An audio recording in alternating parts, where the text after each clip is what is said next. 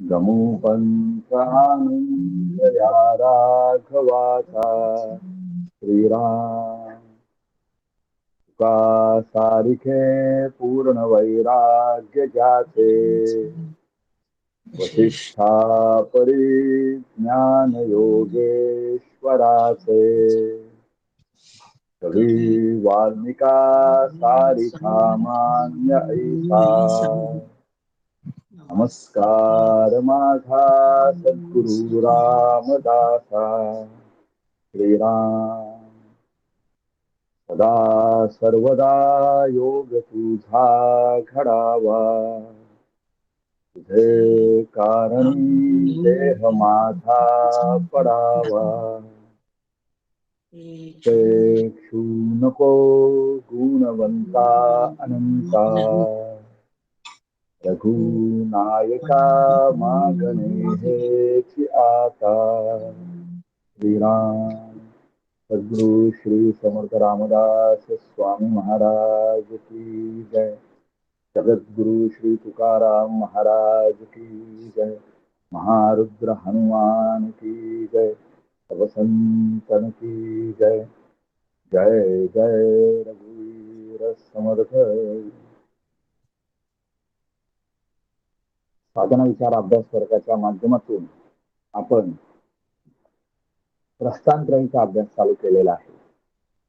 त्याच्या पहिल्या उद्घाटनाच्या सत्रामध्ये आपण मनोबोधाच्या आरतीवरचं विवेचन ऐकलं। त्यांनी मनोबोधाचा अभ्यास करण्यामागची आपली भूमिका खूप छान स्पष्ट केलेली आहे। आज आपण या प्रस्थानत्रयी अभ्यास वर्गाच्या खऱ्या अर्थाने अभ्यासाला सुरुवात करणार आहोत। मनोबोधाचे जे काही आपल्याकडे उपलब्ध ग्रंथ आहेत त्यातील प्रस्तावनांचं वाचन करावं आणि त्यावर पहिलं सत्र घ्यावं असं आपण ठरवलं होतं। त्याप्रमाणे मनोबोधाची प्रस्तावना यावर आजचं आपलं पहिलं सेशन आहे। आणि या आजच्या सत्रामध्ये आपल्याला मार्गदर्शन करण्याकरता आपल्या ज्येष्ठ आचार्य सौ जयश्रीताई सांगवीकर आपल्याला उपलब्ध आहेत। त्यांचा थोडक्यात परिचय मी सांगतो। समर्थ भक्त सौ जयश्री प्रकाश सांगवीकर या मूळच्या विदर्भातील अकोला येथील आहेत। त्या परमपूजनीय डॉक्टर श्रीकृष्ण देशमुख मुरगुड यांच्या अनुग्रहित आहेत। जवळपास 30 वर्ष नियमितपणे सज्जनगड येथे होणाऱ्या अभ्यास वर्गांना उपस्थित राहून श्री गुरुचरणी बसून त्यांनी सर्व आध्यात्मिक ग्रंथांचे श्रवण केलेले आहे। प्रस्थानत्रयीचा संपूर्ण अभ्यासही त्यांनी याच पद्धतीने केलेला आहे। श्रीमद दासबोध, ज्ञानेश्वरी, तुकाराम गाथा, एकनाथी भागवत, भगवद्गीता या सर्वांचा त्यांनी अभ्यास केला असून गेली 20 वर्ष त्या वेगवेगळ्या ठिकाणी जाऊन या ग्रंथांचे निरूपण करत आहेत। महाराष्ट्रात ब्रह्मपुरी पासून रत्नागिरीपर्यंत सर्व ठिकाणी त्यांची प्रवचने होत असतात। मुरगुड येथे आध्यात्मिक शिबिरांचे आयोजन करून तेथे होणाऱ्या अभ्यास वर्गांनाही त्या मार्गदर्शन करीत असतात। त्यांच्या अमृतधारा हा आध्यात्मिक कवितांचा काव्यसंग्रह प्रकाशित झालेला आहे। तसेच सज्जनगड, भक्तियोग यासारख्या अध्यात्माला वाहिलेल्या मासिकांमध्ये त्यांचे लेखनही वेळोवेळी प्रकाशित होत असते। लॉकडाऊनच्या काळामध्ये बंधुतायते या फेसबुक पेजवर लोकाग्रहास्तव दर मंगळवारी भगवद्गीतेवर व गुरुवारी परमार्थ विज्ञान आणि दासबोध यावर त्यांची 4 ते 5 लाईव्ह प्रवचन सेवा सुरू आहे। जयश्रीताई सांगवीकर या नावाने YouTube चॅनलवरही त्यांची सर्व प्रवचने उपलब्ध आहेत। अशा अत्यंत अभ्यासू आणि व्यासंगी अशा आचार्य आपल्याला लाभलेले आहेत। नुकतंच परमपूज्य डॉक्टर काकांनी त्यांना नवोदित साधकांना अनुग्रह देऊन योग्य ते मार्गदर्शन करण्याचे अधिकारही दिलेले आहेत। अशा जयश्रीताई सांगवीकर आपल्याला आज उपलब्ध आहेत। त्यांना मी विनंती करतो की त्यांनी आजच्या विवेचनाला सुरुवात करावी। करू सुरुवात? हो, करा। जय जय रघुवीर समर्थ। गणेश शारदा चैव सद्गुरु सज्जनस्तथा आराध्य दैवतं गुह्यं सर्वमे रघुनंदन। कृपा कटाक्षाचिये किरणे मोह समुद्राचे आटणे, घडे जय त्या श्रीकृष्णे, बंधुतया ते श्रीराम. जयांचे करिता स्मरण, होय सकल विद्यांचे अधिकरण, ते बंधू या श्री चरण, श्री गुरूंचे. शुकासारिखे पूर्ण वैराग्य ज्याचे, वसिष्ठा परिज्ञान योगेश्वराचे, कवी वाल्मिका सारिखा मान्य ऐसा.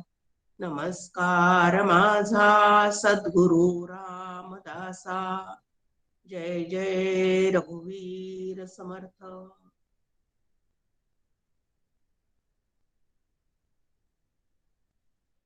गंधे त्यांना मनपूर्वक वंदन करते आणि मनाच्या श्लोकांच्या आधारे मन की बात सुनण्यासाठी इथं उपस्थित असणाऱ्या सर्व साधकांना मनपूर्वक अभिवादन करते.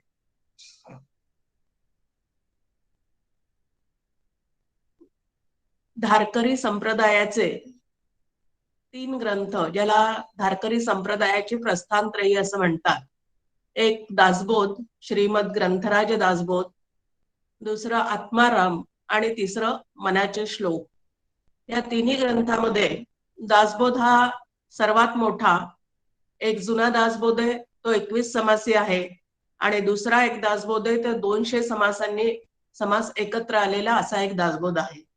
त्यानंतर आत्माराम ग्रंथामध्ये 5 समास आहेत आणि आकाराने सगळ्यात लहान असणारा जो ग्रंथ तो म्हणजे मनोबोध. 205 श्लोक त्यामध्ये समर्थांनी एका रात्रीत लिहून काढलेले आहेत, अशी त्या संदर्भामध्ये आपल्या समोर गोष्ट सगळ्यांनाच माहिती आहे ती की 205 मनाचे श्लोक समर्थांनी चाफळचा रामनवमीच्या उत्सवासाठी म्हणून त्या ठिकाणी ते श्लोक लिहिलेले आहेत की 1 वर्ष उत्सवासाठी वेळेवर शिवाजी राजेंकडनं जो शिधा यायचा, सनद यायची ती आली नव्हती आणि म्हणून आता उत्सव कसा होणार, तर मग समाजाकडनंच आपल्याला हा उत्सव साजरा करण्यासाठी समाजाकडनंच काहीतरी भिक्षा गोळा करावी लागेल.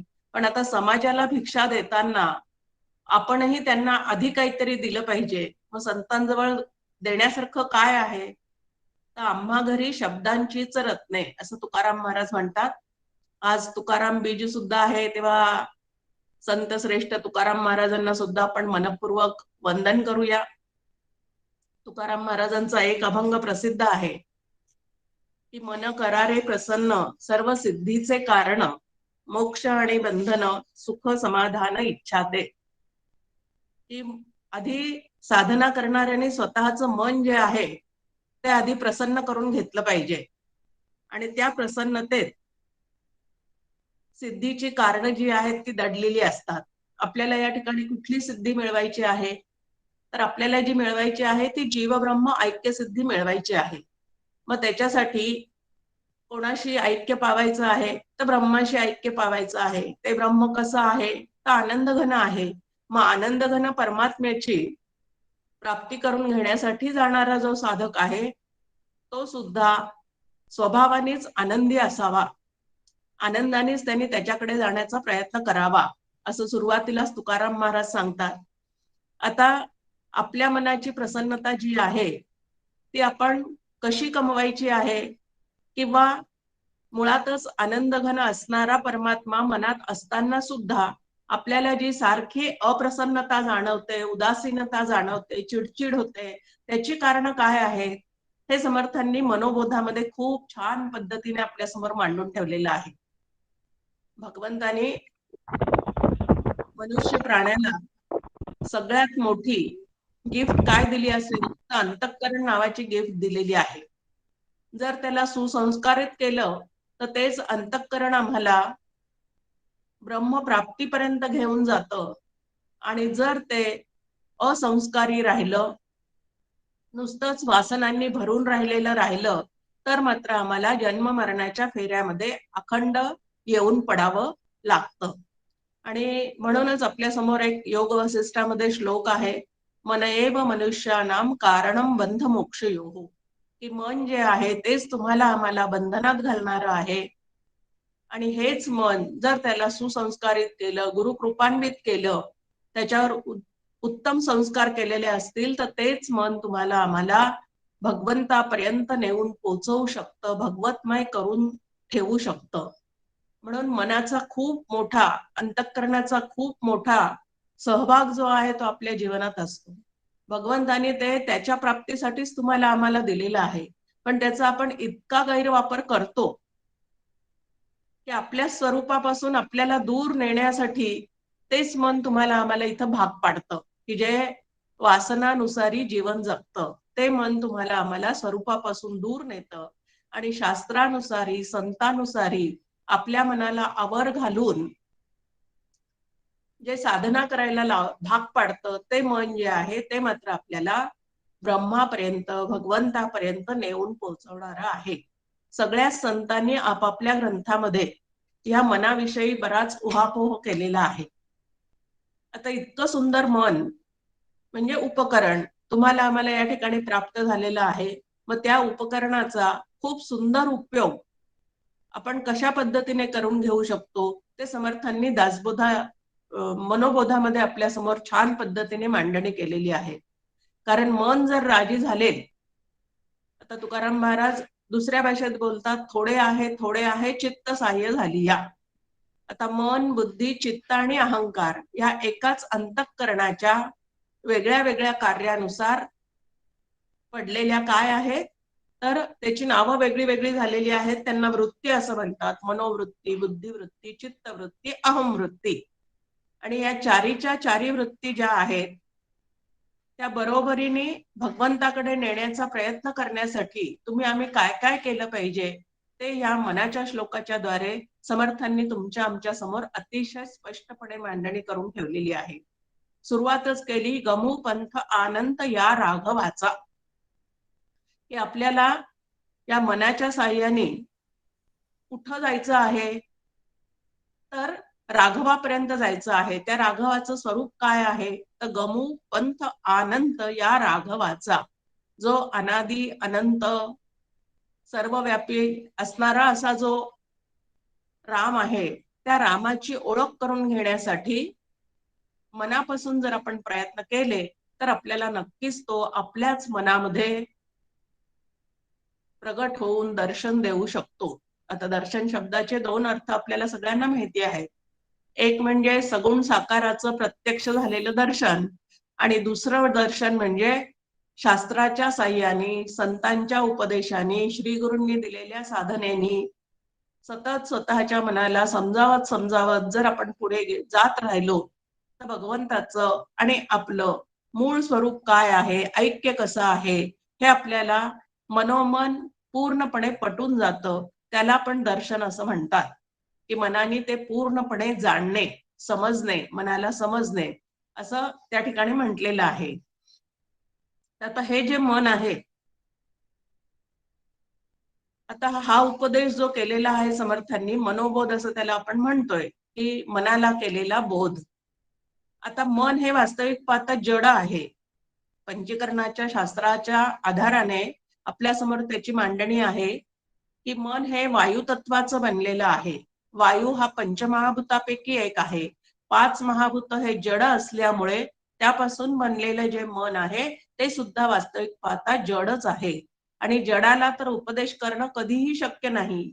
तो उपदेश कोणी त्याला करणारही नाही आणि जड असणारा पदार्थ जो आहे तो उपदेश ग्रहण सुद्धा करू शकत नाही.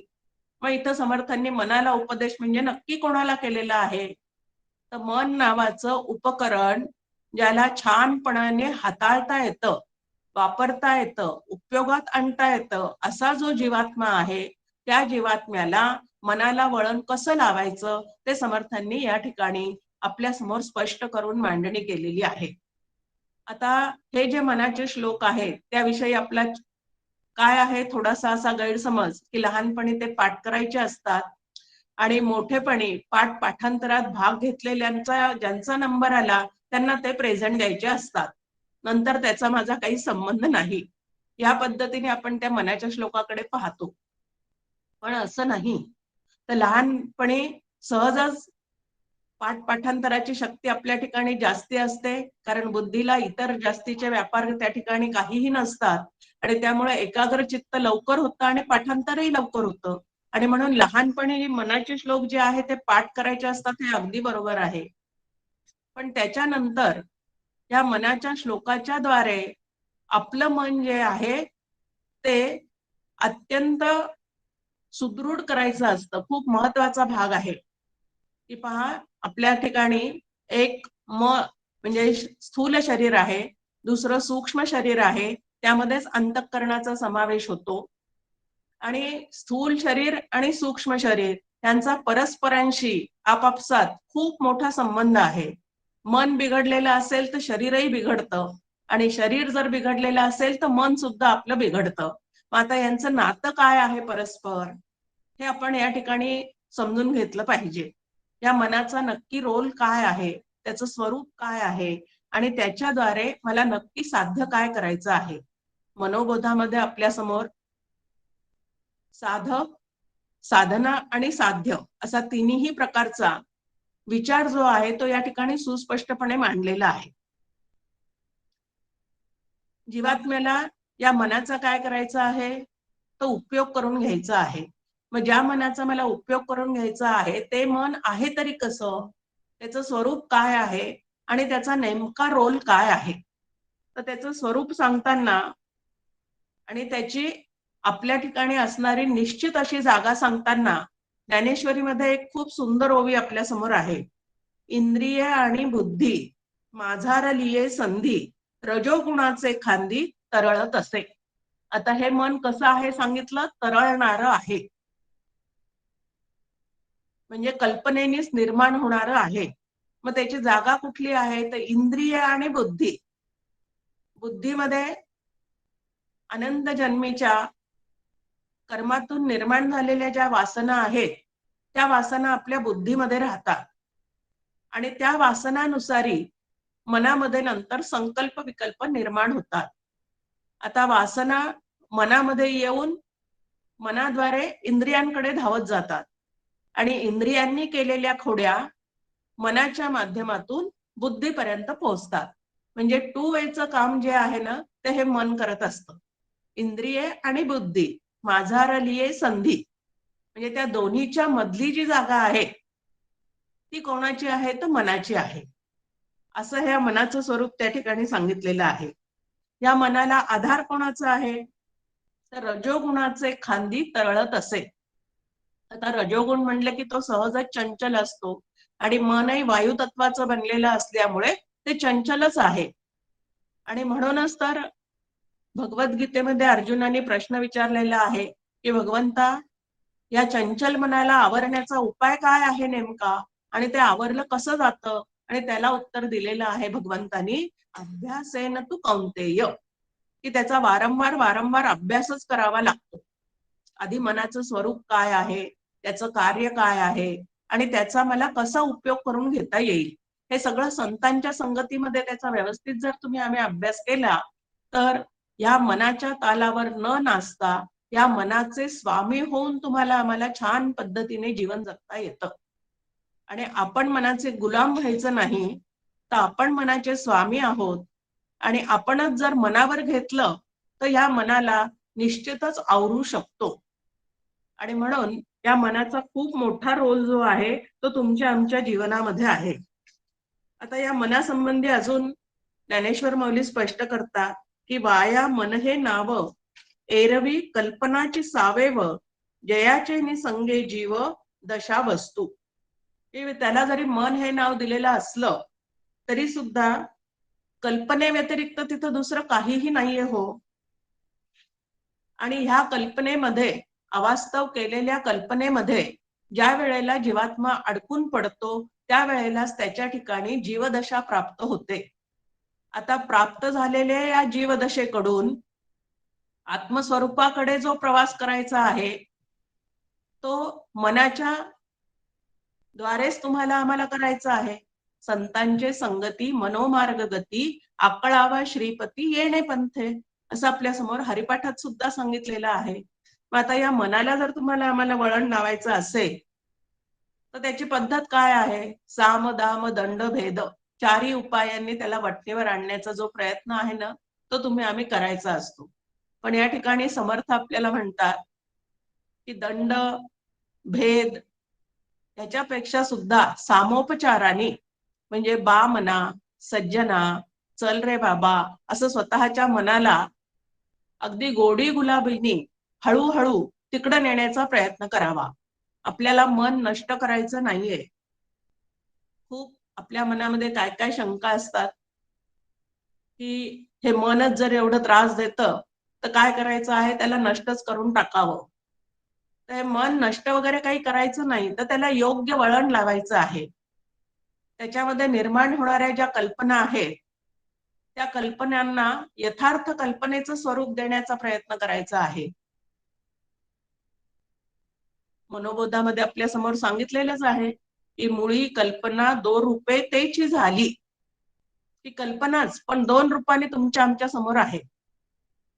एक आहे अविद्यायुक्त आणि दुसरी आहे सद्विद्यायुक्त.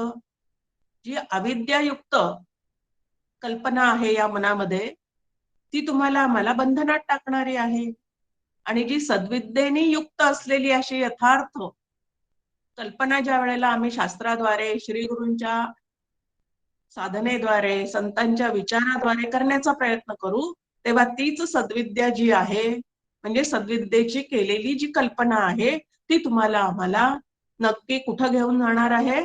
तर भगवंतापर्यंत स्वस्वरूपापर्यंत घेऊन जाणारी आहे. पण या स्वस्वरूपापर्यंत जाताना या अंतःकरणामध्ये म्हणजे मन हे एक उपलक्षण इथं सांगितलेलं आहे पण संपूर्ण अंतःकरणालाच या ठिकाणी समर्थांनी काय केलेलं आहे? तर बोध केलेला आहे. म्हणजे जीवाला बोध केलेला आहे की या अंतःकरणाचं नेमकं स्वरूप काय आहे, त्याचा उपयोग काय आहे ते आपण समजून घेतलं तर आपल्याला अंतःकरणात दडलेला जो भगवंत आहे तो नक्की पाहता येतो. आता द्वैत निर्माण करून देणं हे अविद्येचं जे काम आहे ते या मनाच्या माध्यमातूनच चाललेलं असतं. आणि द्वितीयात वै भयं भवती असं तुमच्या आमच्या समोर मांडणी केलेली आहे की जिथं जिथं द्वैताचा अनुभव आहे तिथं तिथं दुःख आहे, भय आहे, विकार आहे.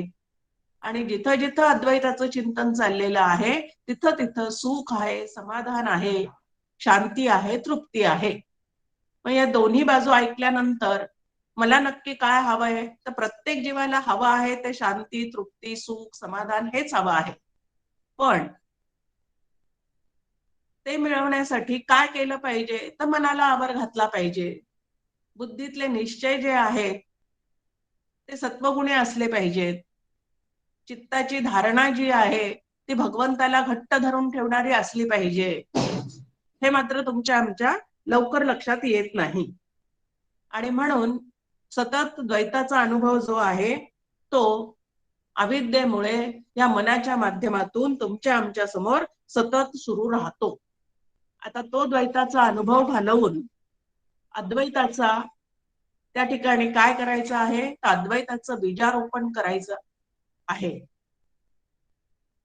आणि हे बीजारोपण करताना मनाला आवरण्याचे अनेक उपाय जे आहेत ते समर्थांनी याच्या माध्यमातून आपल्या समोर सांगितलेले आहेत. काही ठिकाणची मांडणी जी आहे ती विधिमुखाने आहे आणि काही ठिकाणची मांडणी जी आहे ती निषेधमुखाने आहे. म्हणजे काय करावं हेही सांगितलेलं आहे आणि काय करू नका हेही तुम्हाला आम्हाला या मनाच्या श्लोकातून सांगितलेलं आहे. अगदी शेवटचा श्लोक जर आपण पाहिला तर मनाची शते ऐकता दोष जाती मती मंदते साधना योग्य होती चढे ज्ञान वैराग्य सामर्थ्य अंगी म्हणे दास विश्वास सता मुक्ती भोगी. इतकं स्पष्ट समर्थांनी तिथं सांगून ठेवलेलं आहे की या मनाच्या श्लोकाच्या अभ्यासाचं फळ नेमकं काय आहे. या मनाला एकदा व्यवस्थित समजून घेतलं त्यात काय काय प्रकारचे तरंग उठतात, त्या कल्पना कशा उठतात, त्या अविद्येच्या कल्पना आहेत का सद्विद्येच्या कल्पना आहेत हे सगळं जाणून घ्या. आणि हे जाणून घेतल्यानंतर चढे ज्ञान वैराग्य सामर्थ्य अंगी की साधना करण्यासाठी, ज्ञानघन परमात्म्याशी एकरूप होण्यासाठी जे तुम्हाला आम्हाला विवेकाचं आणि वैराग्याचं बळ लागतं, ते आपण व्यवस्थित मनाच्या श्लोकाचा अभ्यास जर केला तर आपल्या ठिकाणी नक्कीच प्राप्त करू शकतो. म्हणजे ज्ञानाचा अधिकार जो आहे तो आपण नक्कीच कमावू शकतो. पण समर्थ म्हणतात, जर सांगणाऱ्यावर तेवढाच विश्वास असेल तर. म्हणे दास विश्वास सता मुक्ती भोगी. त्या मुक्ती सोहळे जर तुम्हाला भोगायचे असतील तर त्या मुक्तीविषयीचं निरूपण, कीर्तन, प्रवचन जे ग्रंथाद्वारे आपल्या समोर मांडून ठेवलेलं आहे, त्या ग्रंथकर्त्यावर तुमचा आमचा काय पाहिजे? तर भाव पाहिजे, श्रद्धा पाहिजे, त्यांच्या सांगण्याबद्दलचं प्रेम मनामध्ये असलं पाहिजे, तरच आपण त्यांच्या मताप्रमाणे वागू. आणि जर यातली एकही गोष्ट कमी पडली तर मात्र त्यांचं म्हणणं आपण मनावरही घेत नाही आणि त्याप्रमाणे वागण्याचा प्रयत्न सुद्धा करत नाही. आता पहा, उन्हाळ्याचे दिवस सुरू झालेले आहेत. मुलांना सुट्ट्या लागल्या की या सुट्टीतला एक कार्यक्रम म्हणजे बाहेर जाऊन क्रिकेट खेळणे. मग उन्हाची वगैरे ते काहीही पर्वा करत नाही. पण ते मुलं ज्या वेळेला क्रिकेट खेळण्यासाठी बाहेर जायला निघतात तेव्हा सगळ्यांचे आई वडील त्यांना काय सांगतात? अरे बाहेर ऊन खूप आहे, इतक्या उन्हात जाऊ नको. आता ते मुलं काही बहिरे आहेत का? अजिबात नाही. त्यांनी आई वडिलांचे हे शब्द ऐकलेले असतात पण मनावर घेतलेले नसतात. आणि मनावर न घेतल्यामुळे आज्ञेचं उल्लंघन करून ते खेळायला जातात. आणि मग त्याचा परिणाम काय होतो आई वडिलांचं न ऐकल्यामुळे, रोज रोज उन्हात गेल्यामुळे? उन्हामुळे होणारे जे त्रास आहेत ते त्यांच्या ठिकाणी सुरू होऊन जातात. कानाने ऐकणं आणि मनावर घेणं ह्यातला जो फरक आहे ना, तो तुम्ही आम्ही लक्षात घेतला पाहिजे. आता लहानपणी जे मनाचे श्लोक आपण पाठ केलेले असतात ते मोठेपणी आपल्या जीवनात तसे तसे प्रसंग येतील किंवा आपल्या मनात तसे तसे विकार उत्पन्न होतील, त्या वेळेला समर्थांची वचनं तुम्हाला आम्हाला आठवली पाहिजे. जेव्हा माझं माझ्या मनावर लक्ष असेल तरच समर्थांचे हे विचार तुम्हाला आम्हाला आठवू शकतात. आणि माझं माझ्या मनावर लक्ष न ठेवता मी जर सतत दुसऱ्यांचा काहीतरी माझ्या मनामध्ये विचार करत असेल तर मला यातलं काहीच स्मरणार नाही. निरूपणी हे सद्वृत्ती होते, स्थलत्याग होता सवेची जाते. मग आता माझं मन आधी मला काय करावं लागेल तर स्वतःच्या ताब्यात घ्यावं लागेल. त्या मनाला समजून सांगावं लागेल.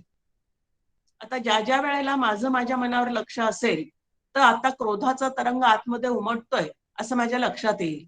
आणि मग त्या ठिकाणी लहानपणी श्लोक पाठ केलेला आहे, नको रे मना क्रोध हा खेदकारी.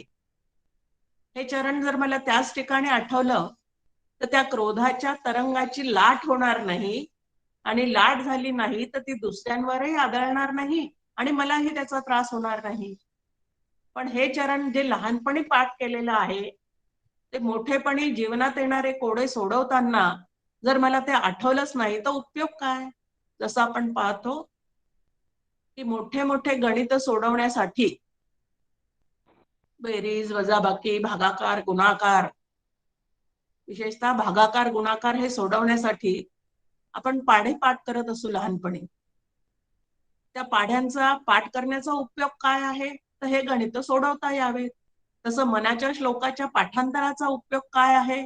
माझ्या जीवनात निर्माण होणारे जे काय गोंधळ आहेत त्या गोंधळातून मला सही सलामत सुटता यावं ह्याच्यासाठी मनाच्या श्लोकांचं किंवा संतांच्या वचनाचं पाठांतर जे आहे ते तुमच्या आमच्या ठिकाणी असावं लागतं.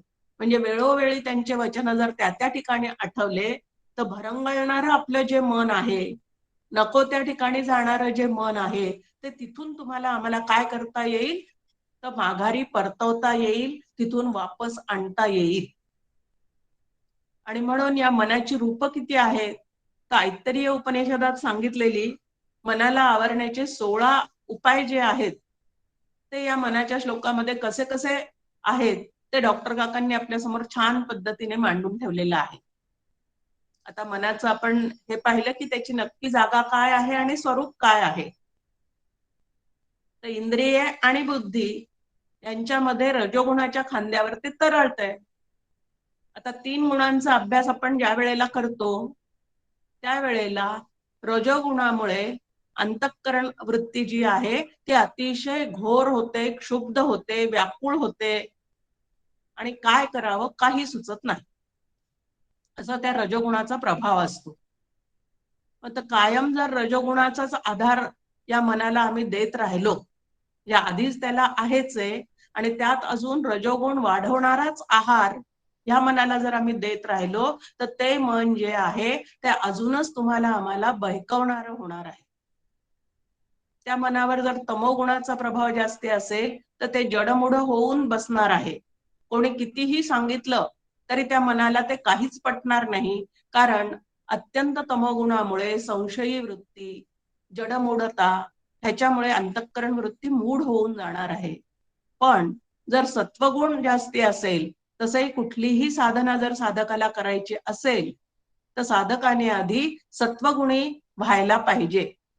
सत्वगुण हे साधनाचं साधन आहे असं डॉक्टर काका आपल्याला नेहमी सांगतात, की कुठलीही साधना करायची असेल तर आधी तुम्ही पहिल्यांदा सत्वगुणी व्हा आणि सत्वगुणी झाल्यानंतर जी साधना आम्ही करणार आहोत ती साधना जी आहे ती तुम्हाला आम्हाला अद्वैतापर्यंत, आत्मारामापर्यंत, सुखरूप तत्वापर्यंत, ब्रह्मरूप रामापर्यंत नेऊन पोहोचवणारी होणार आहे. आणि रजोगुणी स्वभावामुळे होणारी जी साधना आहे ती मात्र त्यामध्ये कर्म धर्म वगैरे आम्ही सगळं काही करणार आहोत, पण त्या ठिकाणी वरवर पाहता तो देवधर्म दिसत असला, साधना दिसत असली तरी रजोगुणी स्वभावामुळे प्रपंचाविषयीचाच हव्यास त्या ठिकाणी मनामध्ये येणार आहे आणि मग सकाम उपासनाच त्याद्वारे जास्ती घडत जाणार आहे. आणि सकाम उपासना करून भगवत तत्वाची प्राप्ती जी आहे ती मात्र होऊ शकत नाही. भगवत तत्वाची प्राप्ती करून घ्यायची असेल तर निष्काम उपासना हीच तुम्हाला आम्हाला तिथपर्यंत नेऊन पोहोचवणारी आहे. आणि म्हणून रजोगुण कमी करून आमच्या मनाला सत्वगुणाचा खांदा देण्याचा प्रयत्न जो आहे तो क्रियमान स्वातंत्र्यामध्ये तुम्हाला आम्हाला नक्की करता येतो. आणि म्हणून आपल्या मनामध्ये कुठल्या वृत्ती, रजोगुणाच्या वृत्ती आहेत, तमोगुणाच्या वृत्ती आहेत का सत्वगुणाच्या वृत्ती सतत त्या ठिकाणी निर्माण होत आहेत, ह्याच्याकडे तुमचं आमचं काय पाहिजे तर लक्ष असलं पाहिजे. इतरांवर लक्ष ठेवण्यापेक्षा आपल्या मनावर जो लक्ष ठेवतो त्यालाच लक्ष्मण असं म्हणतात. लक्ष्मण की आपल्याच मनावर जास्तीत जास्त लक्ष केंद्रित करायचं आहे आणि त्याला सुसंस्कृत करायचं आहे. आता केसांना वळण लावण्याचा प्रयत्न करतो, योगासनं करून शरीराचं वळण आखीव रेखीव राहावं म्हणून आम्ही प्रयत्न करतो, भुवयांना वळण लावतो, पण आपल्या मनाला वळण लावण्याचं काम जे आहे ते याच्याकडे मात्र तुमचं आमचं दुर्लक्ष होतं. आणि म्हणून या मनाचं स्वरूप काय आहे ते जाणून घ्या, त्याच्यात कुठल्या वृत्ती उठतात ते जाणून घ्या आणि मग नको त्या दिशेने जाणाऱ्या मनाला आवरायचं कसं आहे, सुखरूप होण्यासाठी त्याला ठेवायचं कुठं आहे.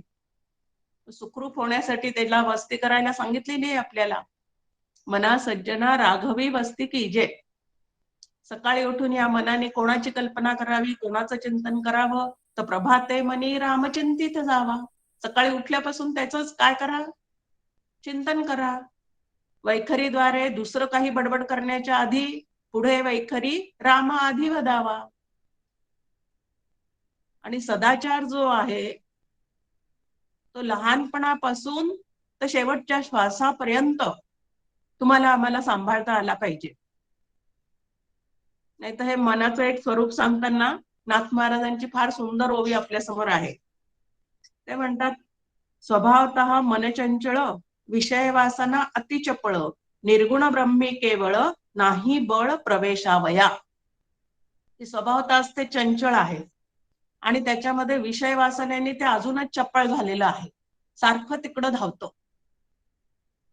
जसा पाण्याचा धर्म असतो की पाणी जे आहे ते उतार दिसलं की सतत वाहतच असतं, पण सतत वाहणाऱ्या या पाण्याला जर बांध घातला मोठ्या मोठ्या भिंती उभारून जर त्याचा प्रवाह अडवला तर तोच पाण्याचा साठा जो आहे तो वीज निर्मिती करून तुमच्या आमच्यापर्यंत पोहोचतो.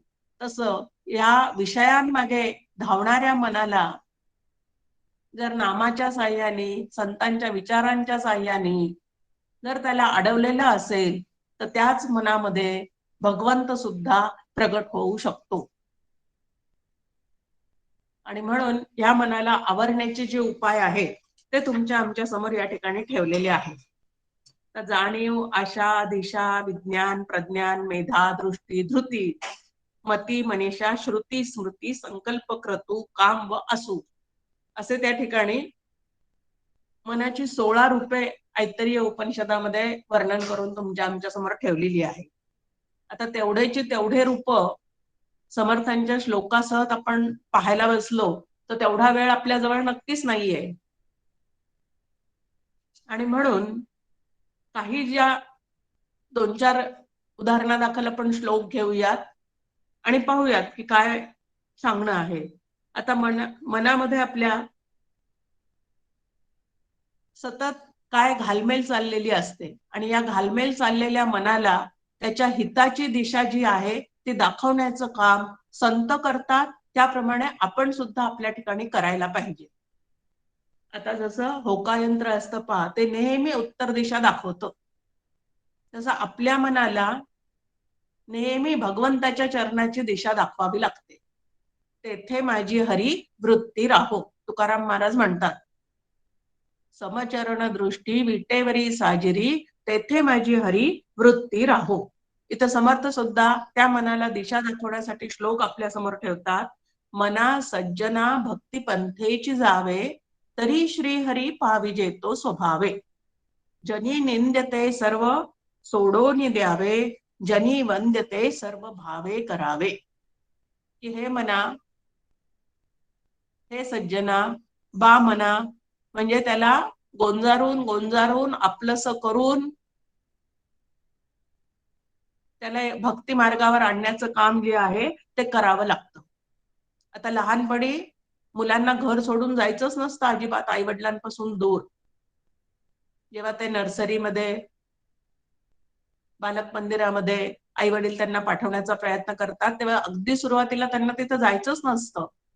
पण त्याच्यात मुलांना घातल्याशिवाय त्यांना शिक्षणाची गोडी उत्पन्न होणार नाही आणि त्यांनी शिक्षण घेतल्याशिवाय त्यांचं लौकिकातलं हित साधणार नाही. हे आई वडिलांना माहिती असल्यामुळे अनेक तऱ्हेने प्रयत्न करून ते त्यांना त्या ठिकाणी पाठवण्याचा प्रयत्न करतात.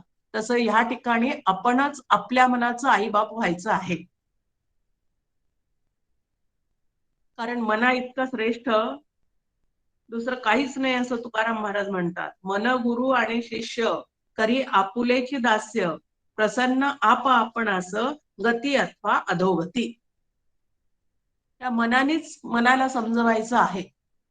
नाहीतरी आपला सतत मनाचा संवाद चाललेलाच असतो. आणि डॉक्टर काका नेहमी सांगतात की संत जे आहेत ते आपल्या शरीराशी नेहमी बोलतात. एक भगवंताशी बोलतात आणि दुसरं संतांशी बोलतात.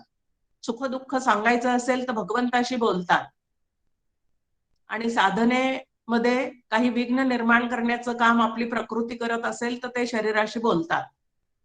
मग त्याला काय सांगतात की बाबा रे, तुला औषध गोळ्या वगैरे सगळ्या व्यवस्थित दिलेल्या आहेत, पुरेशी विश्रांती दिलेली आहे, तेव्हा आता माझ्या साधनेच्या मध्ये मध्ये करू नकोस असं त्याला समजावतात. आणि मग ते मन सुद्धा त्या ठिकाणी बरोबर राजी होऊन आपल्या उपयोगाला येतं.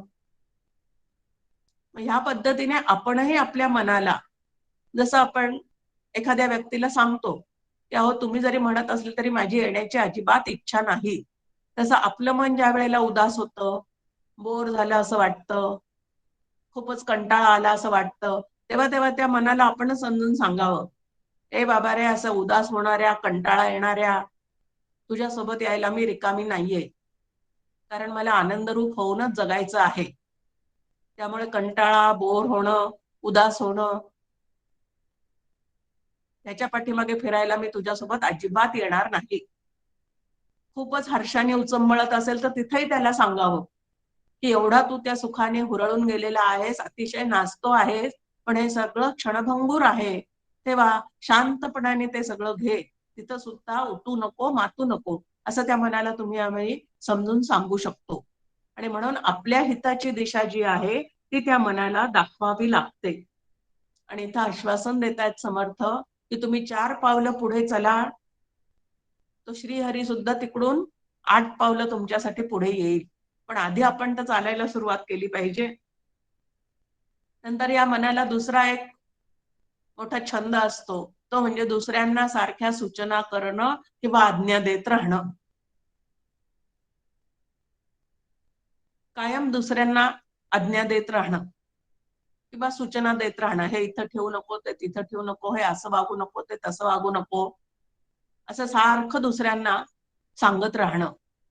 आता सारखं असं दुसऱ्यांना जो सूचना देतो किंवा आज्ञार्थी भाषेमध्ये सतत बोलतो, त्याच्याने आजूबाजूचे लोक सुद्धा इरिटेट होतात आणि ते म्हणतात नको रे बाबा याच्या संगतीत राहणं. समोर आलं की काही न काहीतरी सूचना आणि काही न काहीतरी सांगत राहणं.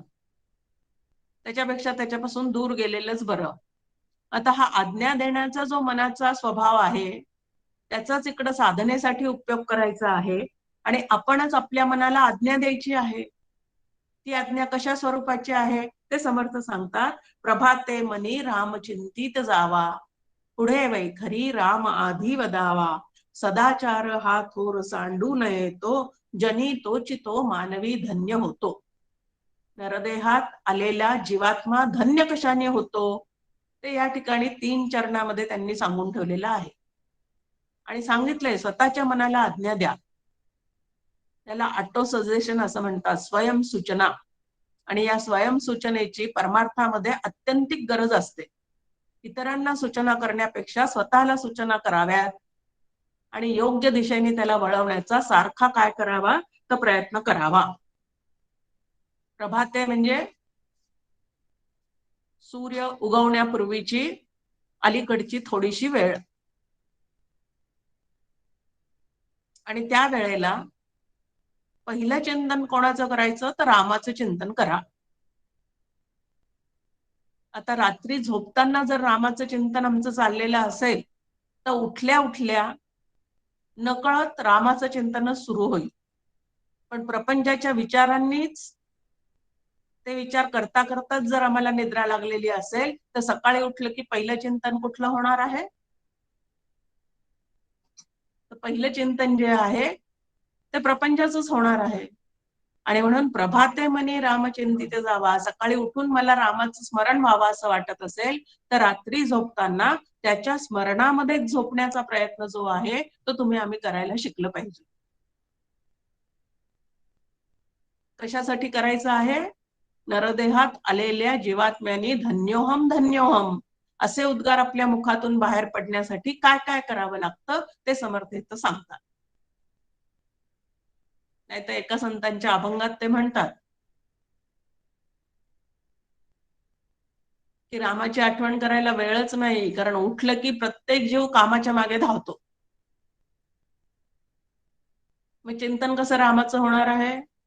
सतत मनामध्ये दृश्य जगतातल्या विषयी कामना, वासना, इच्छा, आकांक्षा, अपेक्षा असं सतत काहीतरी मनात दृश्य जगताविषयी असतं. आणि मग ते जे आहे तेच मनामध्ये असलं की उठल्यापासून त्याचं चिंतन जे आहे ते सुरू होतं. आता वैखरी वाणीद्वारे तुमचा आमचा जगातला खूप व्यवहार सगळा चाललेला असतो. तो करावाही लागतो तुम्हाला आम्हाला. अखंड मौनामध्ये कोणी राहू शकत नाही किंवा अखंड श्रीराम जयराम जय जय राम असं उच्चारण सुद्धा कोणी करू शकत नाही.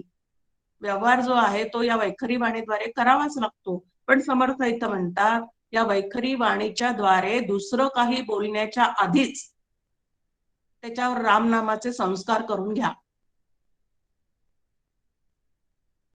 आणि जर असे संस्कार त्याच्यावर आधीच करून घेतले तर नंतर केलेल्या व्यवहाराचा लेप जो आहे तो त्या ठिकाणी लागणार नाही. आणि सदाचार जो आहे तो कितीही कोणी भीड घातली तरी 100 लोक चुकीच्या मार्गाने जात असतील तर आपल्या मनात नक्कीच येतं की सगळेच जण तिकडे चाललेले आहेत ना, मग आपण सुद्धा तसंच वागून पाहावं. पण काहीही झालं तरी सुद्धा विवेके दृढ धरावी वाट सत्याची, असं समर्थ आपल्याला दासबोधात सांगतात की विवेकाच्या जोरावर सत्याची वाट जी आहे ती या मनाने दृढ धरून ठेवावी. त्याच्यावरून कधीही डिरेल स्वतःचं मन जे आहे ते होऊ देऊ नये. संकल्प विकल्पात्मक वृत्तीला मन असं म्हणतात. असं मनाची व्याख्या आपल्या समोर आहे. आता संकल्प करण्याचं सतत मनाचा काय आहे? स्वभावच आहे. आणि ह्या स्वभावाला वळण देताना मना पाप संकल्प सोडून द्यावा. कुठले संकल्प सोडून द्यायचे ते समर्थ या ठिकाणी सांगतात. आणि मना सत्य संकल्प जीवी धरावा. कुठला संकल्प जीवाने धारण करायचा तेही सांगतात. आणि कुठला संकल्प आतमध्ये उठल्यानंतर लगेचच्या लगेच त्याला पिटाळून लावायचं तेही सांगतात. मना कल्पना ते नको विषयांची. कल्पना करत राहणं हा मनाचा स्वभाव आहे, हेही आपण पाहिलं की कल्पना व्यतिरिक्त तिथं दुसरं काहीही नाहीये. मग आता सतत विषय भोगाची कल्पना, विषय मिळवण्याची कल्पना, त्या विषयांच्या मागे धावण्याची कल्पना, असं जर सतत त्या विषय वासना तुम्हाला आम्हाला ओढत असतील तर तिथेच अनेक विकार जे आहेत ते निर्माण होत जातात. पहिला काम हा विकार. तो काम पूर्ण करण्यासाठी जेव्हा आपण अत्यंतिक प्रयत्न करतो पण काहीतरी त्या ठिकाणी एखादी व्यक्ती तरी आड येते, नशीब तरी आड येतं आणि जे मिळवण्याचा इतका आटोकाट प्रयत्न केला ते आपल्याला मिळालं नाही असं जेव्हा दिसतं त्यावेळेला क्रोध यायला सुरुवात होते. मग जो आड आला त्याचा सुद्धा क्रोध येतो. जे जे प्रतिबंध करतात त्यांचा त्यांचा क्रोध यायला सुरुवात होते. आणि मग काम, क्रोध, लोभ, मोह हे सगळे एका बरोबर एक असे सगळेच्या सगळे विकार अंतःकरणामध्ये कायमचं वस्तीला येऊन बसतात. आणि हे विकार ज्या वेळेला मनामध्ये येतात त्यावेळेला समर्थ म्हणतात विकारे घडे हो जनी सर्व चीची. या विकारांमुळेच काय होते तर तुमची आमची जी आहे ती अत्यंतिक फजिती या व्यावहारिक जीवनामध्ये सुद्धा होते. आणि म्हणून ज्याला निर्विकार असणाऱ्या स्वरूपाकडे पोचायचं आहे त्याने आपल्या मनातले विकार जे आहेत ते हळूहळू कमी करण्याचं काम करणे याला साधना असे म्हणतात. अशी साधनेची छान व्याख्या एक आपल्या समोर या ठिकाणी येऊन जाते. आता संकल्पच करायचा झाला तर कुठला करावा? जीवा ब्रह्मत्व आहे संकल्प लोपी. की मी जीव आहे हा संकल्प ज्या क्षणी तुम्ही आम्ही सोडून देऊ आणि मी ब्रह्म आहे या सत्य संकल्पावर अखंड आरूढ होऊन राहू त्या क्षणी आपल्या बुद्धीचा कधीतरी ते ब्रह्म मी आहे असा निश्चय नक्कीच होऊन जाणार. पण त्याच्यासाठी सुरुवातीलाच आपण पाहिलं की सत्वगुण जो जो आहे तो स्वभावामध्ये जास्तीत जास्त असावा लागतो. आता मी ब्रह्म आहे या संकल्पाची पूर्ती करण्यासाठी बाकीचे विषयांचे जे संकल्प मनामध्ये निर्माण होतात ते हळूहळू बाजूला सारत जाणे त्याला साधना असे म्हणतात. किती छान छान साधनेच्या व्याख्या तुमच्या आमच्या समोर येत राहतात. आत्ताच आपण पाहिलं की कामामुळे काय होतं. आता कामाचं स्वरूपही आपण पाहिलं की इच्छा, अपेक्षा, मनीषा हे सगळे ते कामाचे छोटे छोटे छोटे वेगळे वेगळे असे काय आहेत तर तरंग आहेत. मग आता ह्या कामामुळे काय होतं नको रे म्हणा क्रोध हा खेदकारी. कामपूर्ती नाही झाली तरच क्रोध येतो. नको रे म्हणा काम नाना विकारी. या इच्छेमुळेच तुम्हाला आम्हाला परत परत काय होतं जन्म मृत्यू प्राप्त होत जातो. कारण मनात शिल्लक राहिलेल्या अपुऱ्या इच्छा ज्या वेळेला चकार लावून मनात कोपऱ्यात कुठेतरी जाऊन बसतात त्याचं रूपांतर वासनामध्ये होतं. आणि या वासनेच्या संघाने परत परत पुनर्जन्मामध्ये तुम्हाला आम्हाला यावं लागतं. किती वेळा जन्मा यावे किती भावे फजित. तुमची आमची फजिती करण्याचं काम जे आहे ना तो हा काम करत असतो. आणि म्हणून त्याच्यापासूनच काय व्हायचं आहे तर दूर होण्याचा प्रयत्न करायचा आहे. नको रे मना नको रे मदा सर्वदा अंगीकारू, काम क्रोध मद मत्सर, या चारीचाही उल्लेख या श्लोकात आलेला आहे.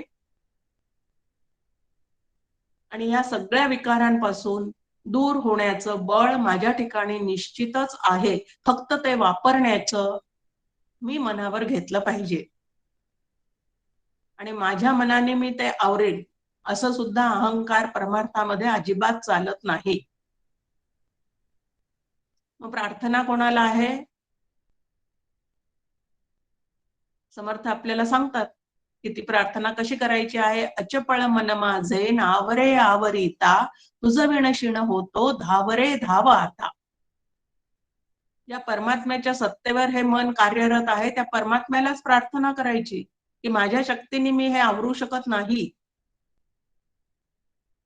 त्यामुळे तुझी कृपा असल्याशिवाय मला पुढे जाता येणार नाही. म्हणून रघुराया काय कर, तर या कामापासून, त्याच्या गदारोळापासून, त्यातून निर्माण होणाऱ्या कटकटीपासून आवरण्याचं सामर्थ्य जे आहे ते तू मला दे. आता एक भाग आहे आवरण्याचं सामर्थ्य त्याला मागायचं, आणि दुसरं सामर्थ्य संपन्न असणाऱ्या त्याचं सतत चिंतन असेल तर त्या ठिकाणी काम नावाची गोष्ट येऊ शकत नाही. मारुतीचं वर्णन आपल्या समोर त्या पद्धतीने केलेलं आहे. जिथं राम असतो तिथं काम येऊ शकत नाही. तर डोंगरे शास्त्री छान प्रवचनामध्ये सांगायचे, जहा राम है वहा काम आ ही नहीं सकता. ज्या अर्थी इतकं काम आमच्या आतमध्ये इच्छा आकांक्षा या जगताकडून आहे, त्या अर्थी राम जो आहे तो आत असून सुद्धा आमचं मात्र त्याच्याकडे अजिबात लक्ष नाही, किंवा आम्ही त्याच्याकडे खूपच दुर्लक्ष करत आहोत, आणि म्हणून हा काम आमच्या आतमध्ये प्रवेश करून बसलेला आहे. आता या विकारांना जर आम्हाला दूर सारायचं असेल तर आपणच आपल्या ठिकाणी पण भगवंताच्या स्मरणाने सर्जिकल स्ट्राईक जे आहे ते तुम्हाला आम्हाला या ठिकाणी करावं लागणार आहे. समर्थ दासबोधामध्ये म्हणतात की आपलं मनच आपल्याला ओळखता येत नाही. आपल्या मनाला नक्की काय हवं आहे ते जोपर्यंत आपल्याला कळत नाही तोपर्यंत इतरांच्या मनाचा आपण कसा काय विचार करू शकणार आहोत. आधी आपल्या आत काय गोंधळ चाललेला आहे ते आपण काय केलं पाहिजे तर जाणून घेतलं पाहिजे. पुढे असू नावाचं एक या ठिकाणी मनाचं स्वरूप सांगितलेलं आहे आणि त्याला आवरण्याचा उपाय. आता असू म्हणजे काय, तर एखादी गोष्ट मनामध्ये अगदी दृढतेने जाऊन बसलेली असते की ते मला पाहिजे असं व्हावं, आणि ज्या वेळेला तसं होताना दिसत नाही तेव्हा ज्याच्या ठिकाणी ही वृत्ती निर्माण झालेली आहे असू नामक, तो आतल्या आत झुरणीला लागतो, चिडचिडेपणा वाढतो, स्थूल प्रकृतीवर सुद्धा त्याचा परिणाम होतो, आणि त्याचं अंतःकरण जे आहे ते झुरणीला लागतं, म्हणजे सतत नर्व्हस तो होत राहतो. मग त्याला सांगितलेलं आहे इथं की नको रे मना द्रव्य ते पुढीलांचे, अति स्वार्थ बुद्धी नरे पाप साचे. की ह्या द्रव्यामुळे सगळं काही होऊ शकतं, ते जास्ती असेल तरच माझ्या जीवनात सुखरूपता आहे, आणि ते नसेल तर अजिबात माझ्या जीवनात काही अर्थ राहणार नाही. असं जर आपल्याला वाटत असेल तर तुकाराम महाराजांचं चरित्र अवश्य आपण वाचलं पाहिजे. किती द्रव्य होतं त्यांच्याकडे, उलट ते म्हणतात बरे झाले देवा दिवाळे निघाले.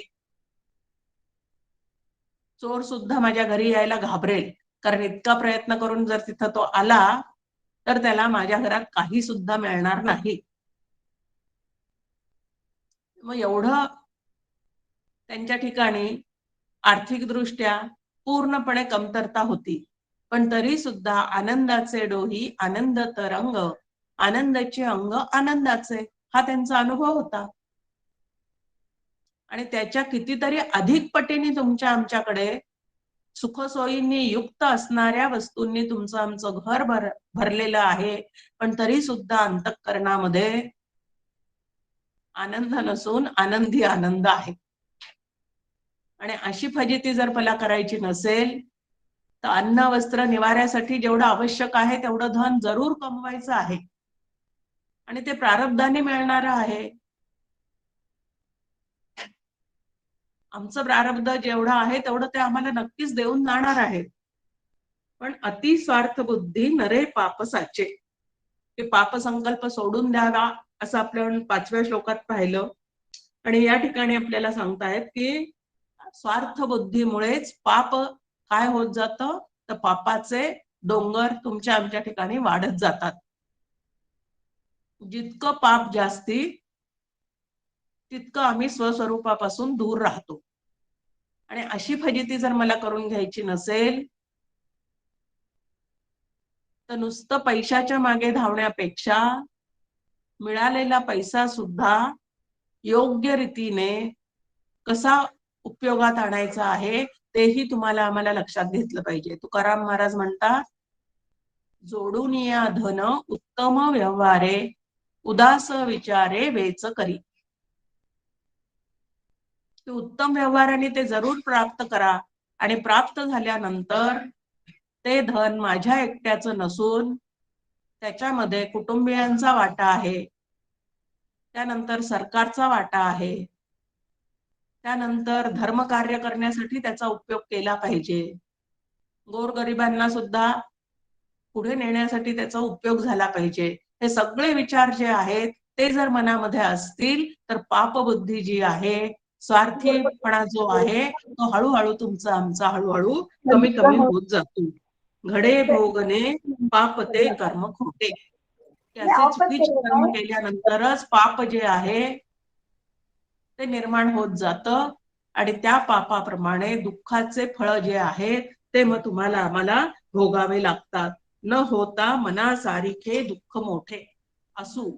म्हणजे नेमकं काय, तर मनासारखं होत नाही म्हणून होणारी चिडचिड, मनासारखं होत नाही म्हणून होणारा त्रागा, मनासारखं होत नाही म्हणून अंतःकरण झुरणीला लागणं, मनासारखं होत नाही म्हणून स्थूल शरीरावर सुद्धा त्याचा परिणाम होऊन राहणे, त्याला असू अशी वृत्ती म्हटलेलं आहे.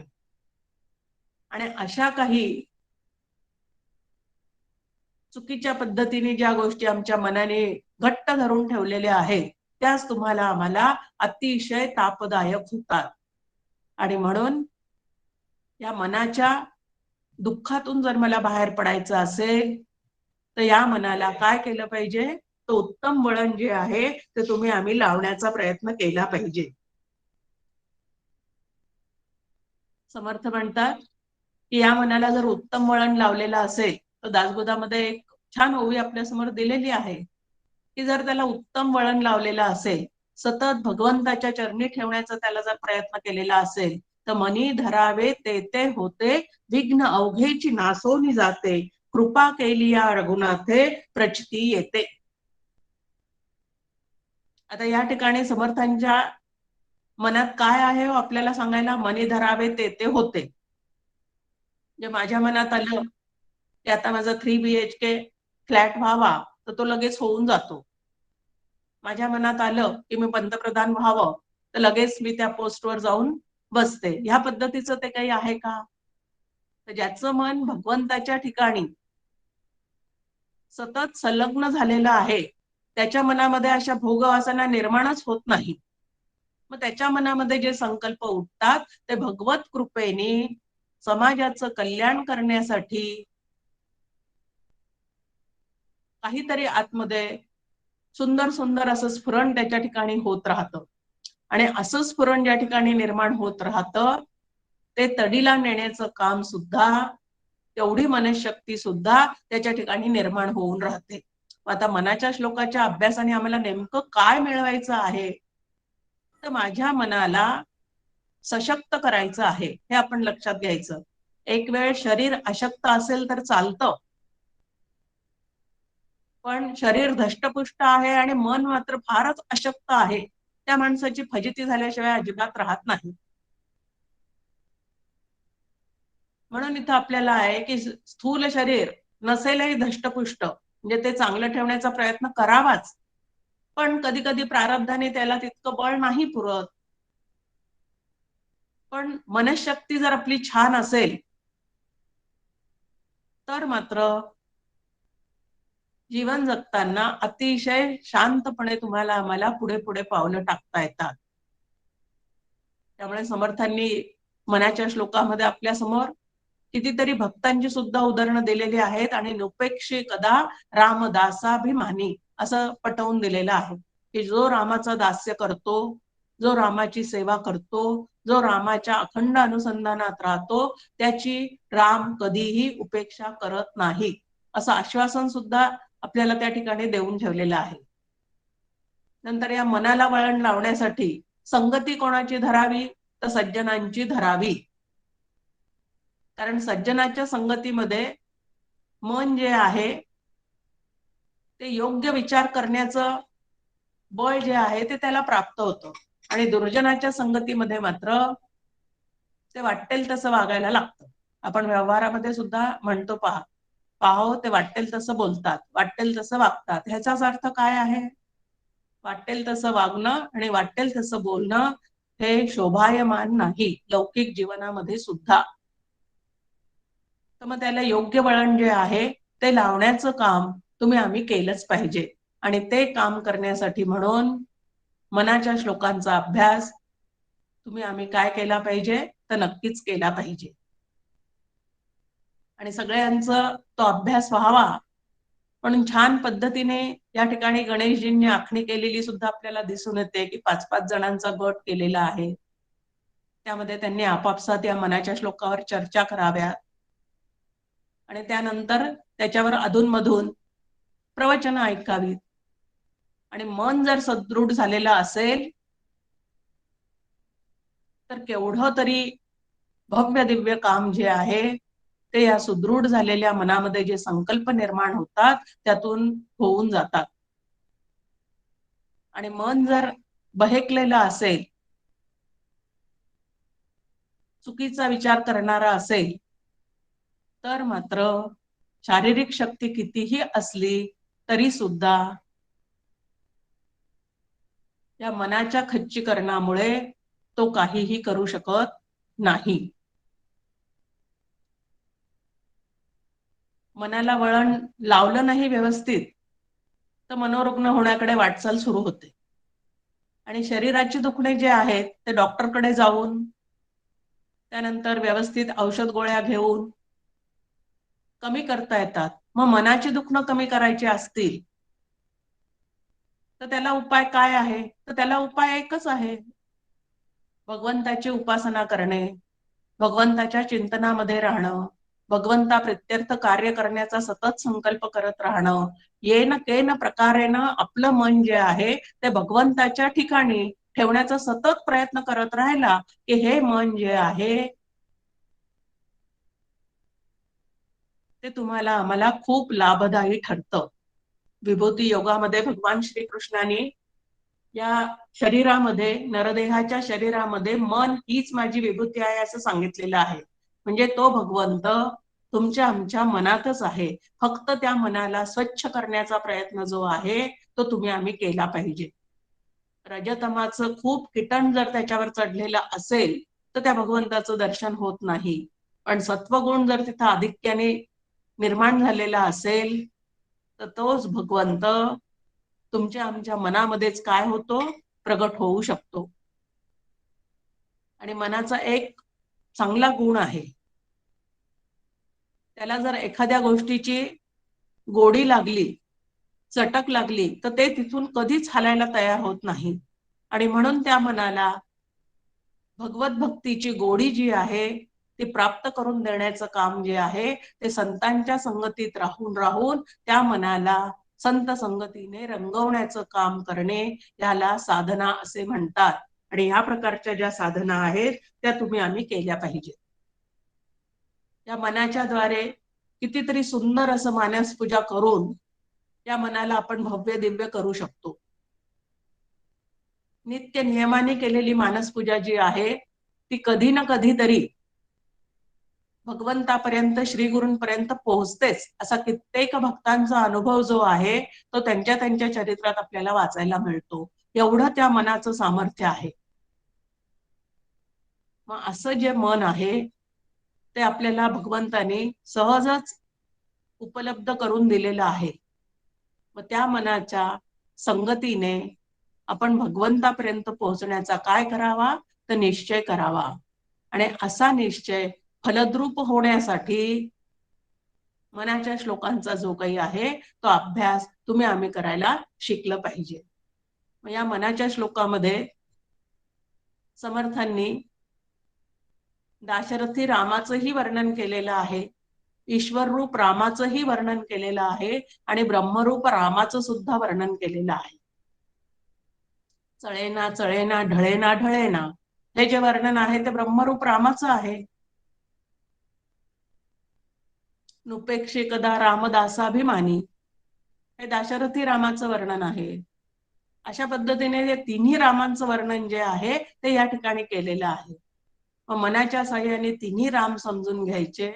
त्या तिन्ही रामाचा आणि माझा संबंध नेमका काय आहे, श्रीरामाची उपासना करून मला नक्की काय मिळवायचं आहे, ईश्वररूप रामाचं चिंतन करून मला नक्की काय मिळवायचं आहे आणि ब्रह्मरूप रामाचं चिंतन करून मला नक्की काय कमवायचं आहे याची सुस्पष्ट कल्पना आपल्या मनात रुजावी यावी असं वाटत असेल तर मनाच्या श्लोकाचा अभ्यास जो आहे तो छान पद्धतीने तुम्हाला आम्हाला साथ देतो. आणि म्हणून 205 मनाचे श्लोक लहानपणी पाठ केलेले असतील तर उत्तमच. आता पाठ केलेले नसतील तर निदान जाणून तरी घेतले पाहिजे. योग्य पद्धतीने त्याचा अर्थ तुम्हाला आम्हाला समजला पाहिजे आणि मग माझ्या मनावर त्याचे कसे संस्कार करून घ्यायचे तेही मला कळलं पाहिजे.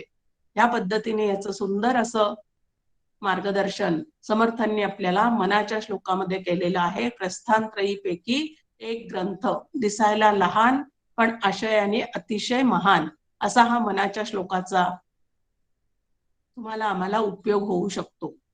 आणि म्हणून मनावर घेऊनच आपण सगळ्यांनी त्याचा मनापासून अभ्यास जरूर करूयात. जय जय रघुवीर समर्थ.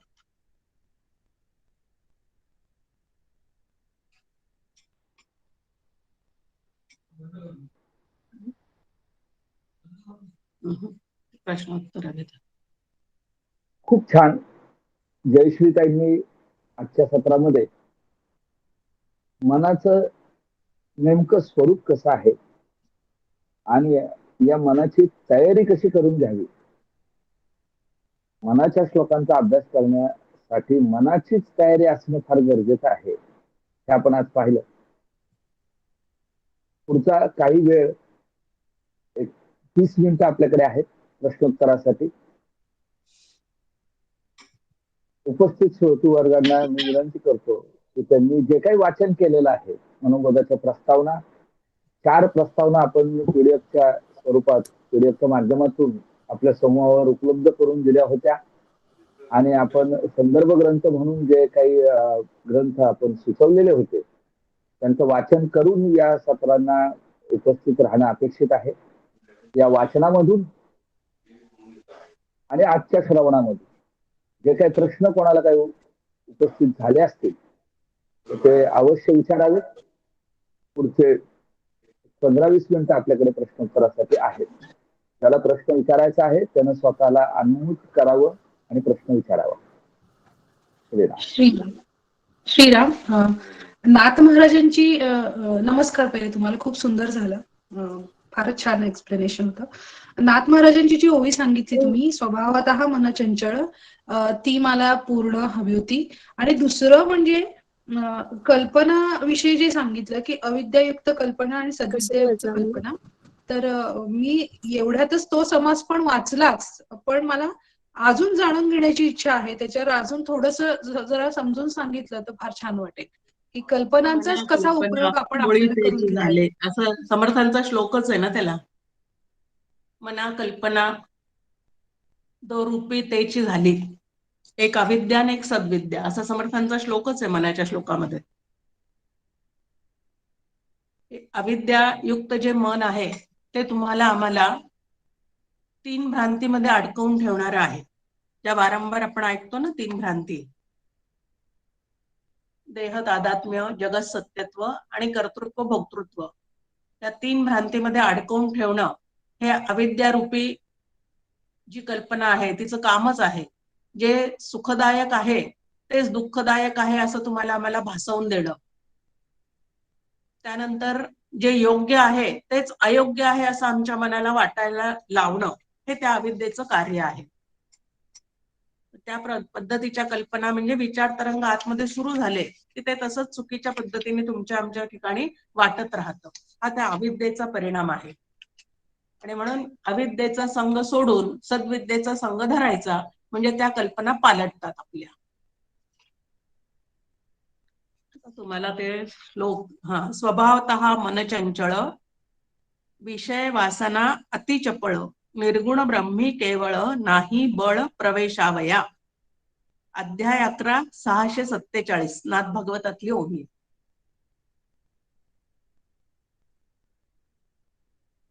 श्रीराम, धन्यवाद.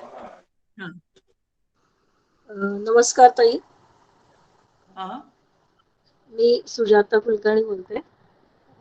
मला एक प्रश्न होता की अखंड रामनामात असणं म्हणजे राम उपेक्षा करत नाही असं तुम्ही सांगितलं होतं, तर म्हणजे त्याचा नेमका अर्थ काय होतो याच्यात? जे काय आपल्या जीवनामध्ये चाललेलं आहे, हे आपलं संपूर्ण जीवनच, त्या जीवनाचा कर्ता, भरता आणि हरता श्रीरामच आहे असं स्मरणात राहिलं की आनंदाने जीवन जगता येतं. आणि कर्तृत्व आपल्याकडे आपण घेतलं की मग समर्थ आपल्या समोर ओवी ठेवतात. मी करता ऐसे म्हणसी, तेणे तू कष्टी होसी, राम करता म्हणता पावसी, यश कीर्ती प्रताप. ईश्वराचं सगळं स्वरूप जे आहे ते जाणून जर घेतलेलं असेल की कर्ता, भरता आणि हरता, कर्ता म्हणजे उत्पन्न करणारा तोच आहे, भरता म्हणजे सांभाळणारा तोच आहे, आणि हरण करणाराही तोच आहे, हे कायमचं जर आपल्या लक्षात असेल तर ते कर्तृत्व आपण आपल्याकडे घेणार नाही. दुसरं एक आहे की राम जो आहे तो अत्यंत न्यायप्रिय आहे, तो माझ्या जीवनाचा नियामक आहे, मी नियम्य आहे. या गोष्टी जर लक्षात ठेवल्या ना तर असं का असे प्रश्न मनामध्ये सारखे येणार नाहीत. अच्छा. आणि ते समजून घेणं खूप आवश्यक आहे. म्हणजे मग माझ्याच नशिबात असं का वगैरे वगैरे ज्या कुरकुरी सारख्या आपल्या चाललेल्या असतात, तक्रारी चाललेल्या असतात, त्या तक्रारी जेवढ्या कमी होतील अंतःकरणातल्या तेवढ्या मनाची प्रसन्नता वाढत जाते. आणि तक्रारखोर स्वभाव असला की मन सारखं बिघडलेलंच राहतं. म्हणून ह्या गोष्टी ज्या आहेत त्या छान समजून घेता आल्या पाहिजे. ओके ताई, खूप छान, धन्यवाद.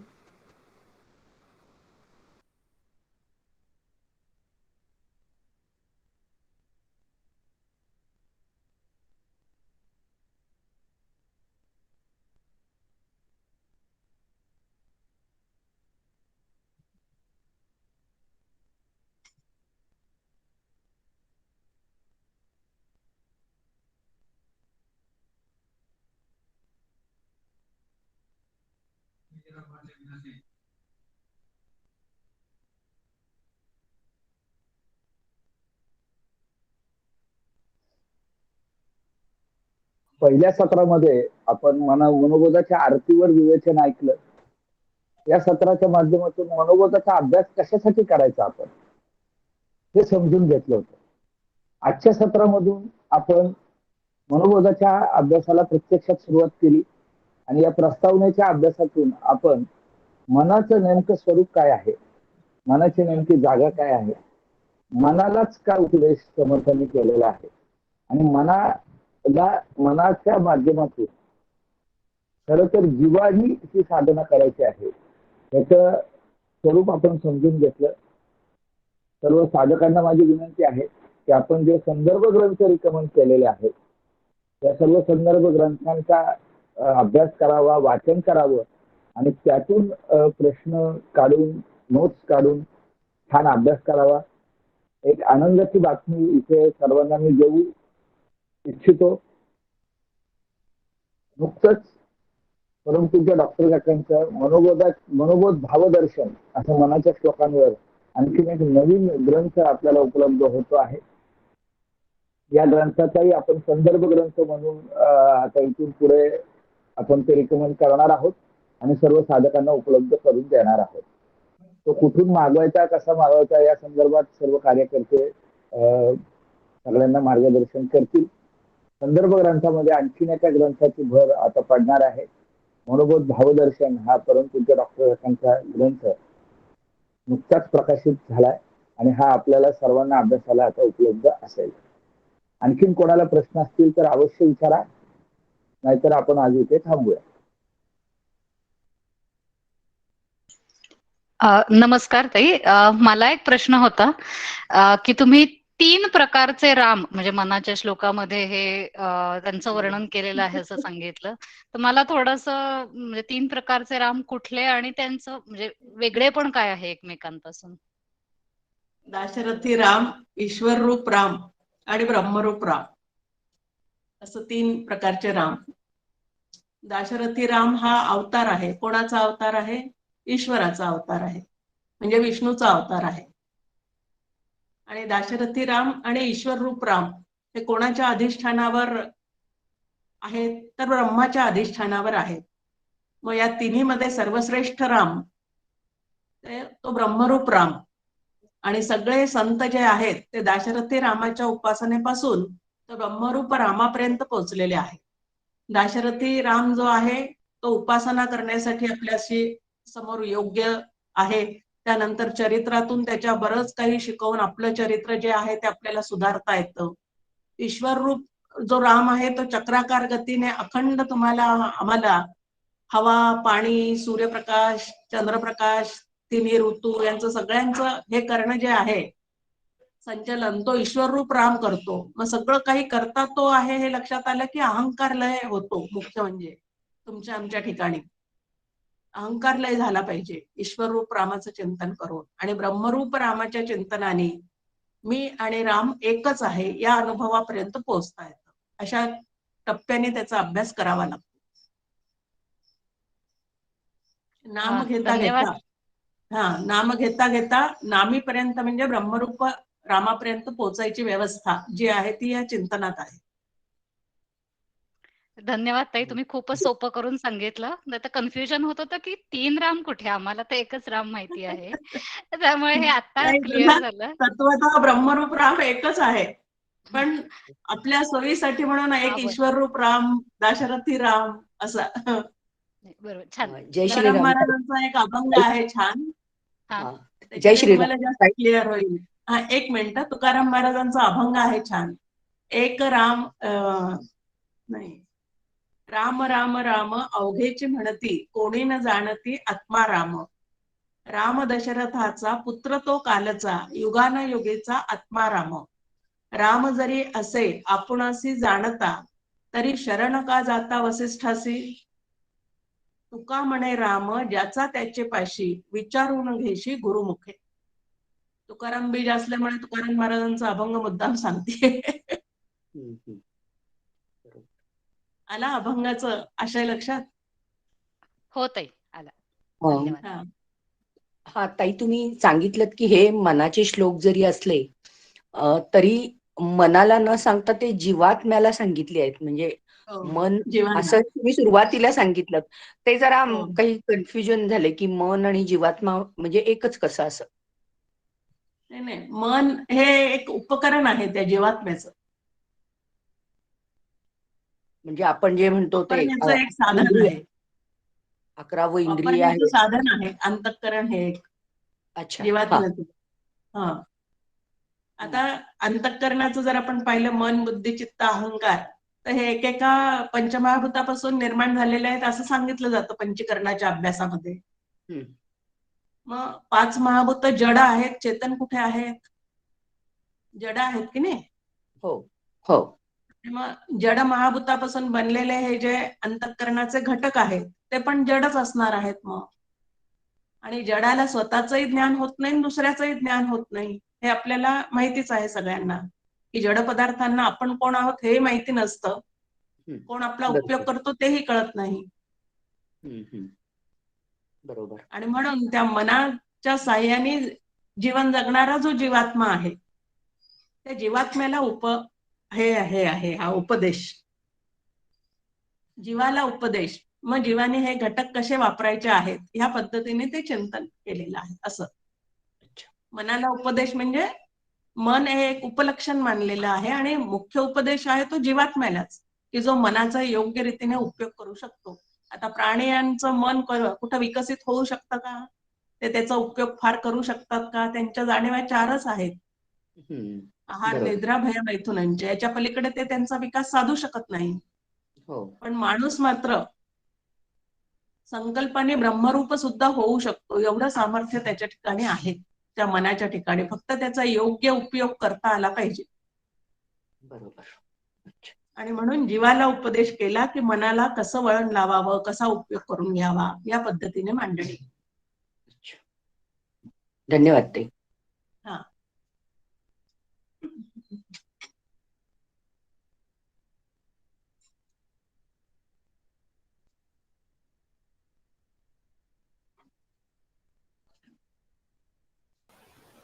नमस्कार ताई, मी हा. मालती डोंगरे बोलते.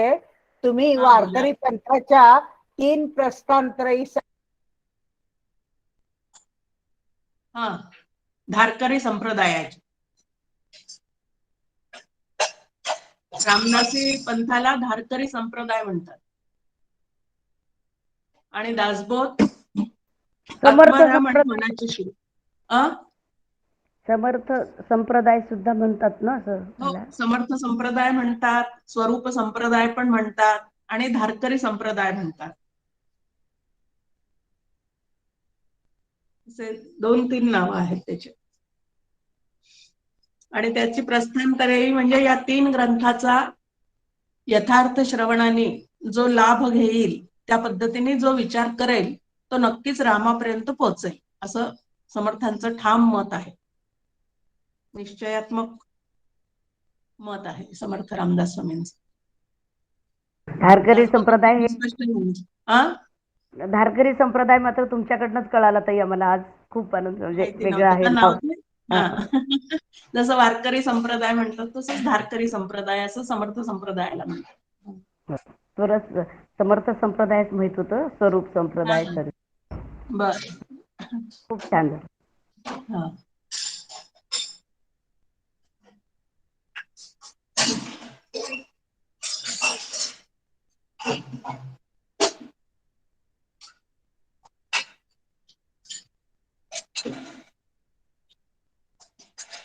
आता कोणाला प्रश्न नसतील तर आपण आज इथे थांबूयात. पुढील काही कालावधीसाठी आपला समूह, व्हॉट्सअपचा समूह सर्वांसाठी खुला असेल. व्हॉट्सअपच्या माध्यमातूनही तुम्ही प्रश्न विचारू शकता आणि व्हॉट्सअपच्या माध्यमातून आलेल्या या सर्व प्रश्नांचं एकत्रित संकलन करून आचार्यांना पाठवलं जाईल आणि एका स्वतंत्र ऑडिओ क्लिपच्या माध्यमातून आपले आचार्य त्याला उत्तर देतील. अमृता, शेवटचा श्लोक आहे. हो दादा, आवाज येतोय माझा? हो, येतो. भावी पूर्ण कृपा गुरु मजवरी, प्रार्थित भावे तुला, वारी सर्व अरिष्ट नेऊनिलया, संमोह जो वाढला, अज्ञानांध जनांची मुक्त करुनी, शांती पदी बैसवी, विनती हीच असे मागत दुजे, भक्ती तुझी ही हवी. सद्गुरुनाथ महाराज की जय. जय जय रघुवीर समर्थ. जय जय रघुवीर समर्थ. नमस्कार, जय श्रीताई. जय जय रघुवीर समर्थ. जय जय रघुवीर समर्थ. नमस्कार, जय श्रीताई. जय जय रघुवीर समर्थ. जय जय रघुवीर समर्थ.